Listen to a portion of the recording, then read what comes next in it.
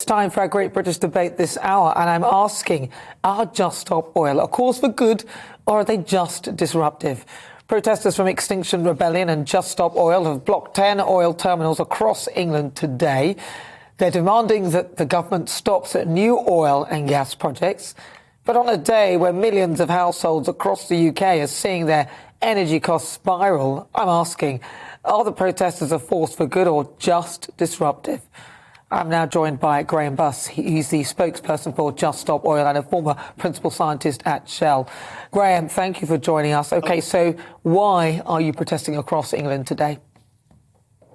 Well, we're protesting for a very simple reason. We're protesting because we're in the middle of a climate crisis and our government needs to just stop oil. And as you've said, it's very simple. The government needs to not issue any new licenses for oil and gas. And the government needs to get a grip and make this commitment, make a plan and deliver it. Yeah, but, you know, so far your activists, they've chained themselves to fuel tankers. One tied himself to a goalpost at the Everton versus Newcastle United match at Goodison Park, and you've even disrupted the BAFTAs. With this current crisis going on with Ukraine and the whole, Vladimir Putin, are you then pleased? Would you be pleased if Putin stopped supplying the West with oil? What we're doing is not part of the war. We are not, that is not, there's always a problem. There's always a reason why you can't act. That we are doing this because we're in the middle of a climate crisis and we have to act. Now, the oil is the reason why we have a war. The sooner we move out of it, the better. So you would be happy then if he stopped supplying the West with oil? Just out of interest, because they're saying you don't want us to be doing this and everything. So in a way, if he stopped supplying the West with oil, that would actually be good for your cause.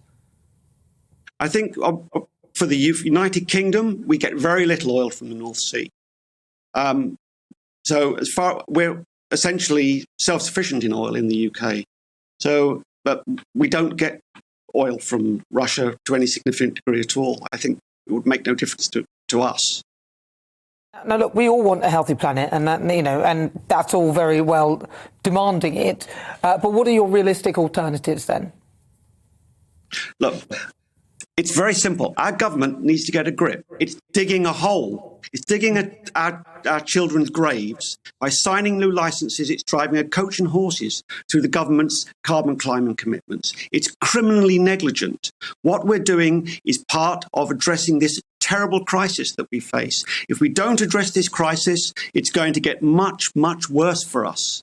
We have to address this, and we have to do it now. I mean, I think you're going to ask, what about the risks if we don't act? What we have to remember is that the people who are engaged in this non-violent civil resistance, they're ordinary people like me. I'm former principal scientist for Shell. These are ordinary people sounding the fire alarm in a burning building.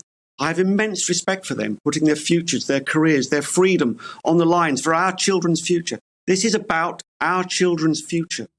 Well, you talked about the job that you did with Shannon, so I presume you're probably a relatively wealthy pensioner in respect, or you know what I mean? This whole idea of stopping production of oil right now and the current cost of living crisis... No, not stop production of oil right now. We're saying no new licenses for oil and gas projects. That gives us, from the North Sea, roughly 8 years at current consumption of oil and gas. Now, that's plenty of time to have a transition out of oil and gas. We could do that in that period. Once we set that target, once we make that commitment, we can make that happen. But to what, though? Because in 8 years, you're saying 8 years, you think we've got an 8-year reserve. Within 8 years, what will be ready to supply the rest of the United Kingdom then, if not oil and gas? We have to move to renewables. That means that we have to start insulating our homes. That means we have to start managing demand. We have to improve our public transport systems. And we have to build a lot more renewable infrastructure. Well, that sounds quite heavy on the carbon itself, just doing all that within that time. But we hear what you're saying. A lot of people wouldn't probably disagree with you. But ultimately, the protests would probably be quite disruptive to a lot of people, and especially now with the cost of living crisis. It seems like they don't have to be disruptive at all, Nana. If the government follows this very simple request that we're making, this very simple demand, let's not forget that what we're demanding is a mainstream position. The International Energy Agency called for it last year. The Intergovernmental Panel on Climate Change have called for it. Our PM called for it before COP26. The UN General Secretary, Antonio Guterres, he called for it too. We have to end our addiction to oil. And the sooner we end our addiction to oil, the sooner we can ensure that in the future we don't have this kind of cost of living crisis. But listen, I hear you, but we are ultimately going that way anyway, so I'm not quite sure why it feels that the protest is timed just at the point where we're struggling with the cost of living. Grahame, thank you so much for joining us. That's Grahame Buss. He's the spokesperson for Just Stop Oil.